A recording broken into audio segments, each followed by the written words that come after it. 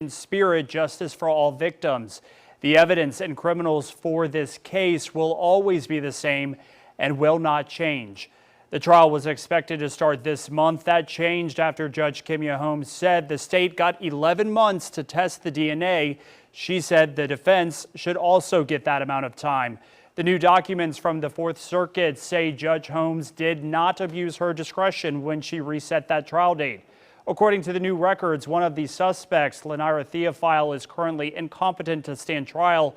If her competency is restored, she would be given enough time to be tried with the other three suspects. So the 4 teens, they are accused of Fricke's murder. They say they are not guilty. They are charged as adults and could face life in prison if convicted. Back to you. Aubrey, thank you. A mother gunned down in front of her young toddler today. This happened in Treme. Police say someone opened fire on the woman in her car just before 1 p.m. at the intersection of Orleans and Broad. The 2-year-old boy was found inside the car. Police say that he was not injured. He was picked up by family members. The woman was taken to the hospital where she later died. St. Charles Parish and FEMA now facing off in a lawsuit. This comes after St. Charles Parish says FEMA refused to share its risk rating 2.0 model amid what they call astronomical rates. WDSU reporter Ariel Brumfield is live in St. Charles with the details of this legal action. Ariel. Well, the parish says they've spent millions beefing up their flood protection, and they say they're protected now more than ever. So they're wondering why exactly do these flood insurance rates continuously go up?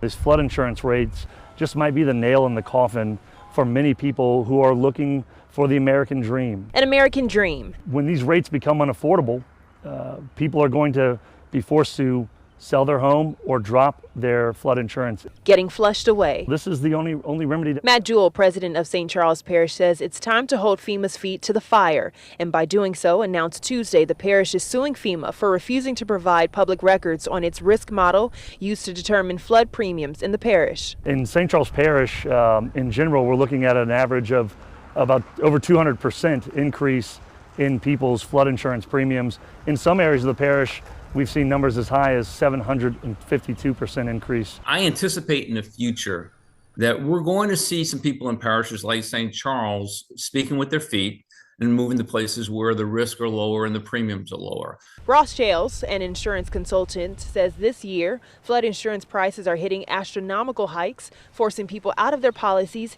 and even out of their homes. The NFIP, the National Flood Insurance Program, has just raised their anticipated average rate increases for Louisiana residents from 122% to 134%. And I can already tell you, as the person who reviews policies when they come up for renewal in our agency, that we've seen a marked increase in the number of people who are basically dropping their flood policies. He says existing policies with low premiums will continue to rise at an 18% rate, and homeowners looking to get a new flood policy will see premiums starting at $2,000 to $3,000 and higher.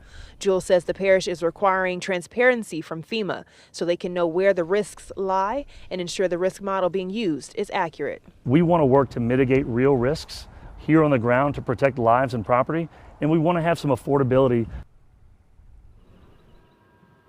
And Jewell tells me the parish has invested about $75 million into their flood protection as well as beefing up their levee system.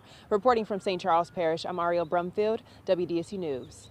Ariel, thank you so much for that report. If you want to read the full statement from the parish president and see our previous reports on the risk rating 2.0, you can visit our website, WDSU.com.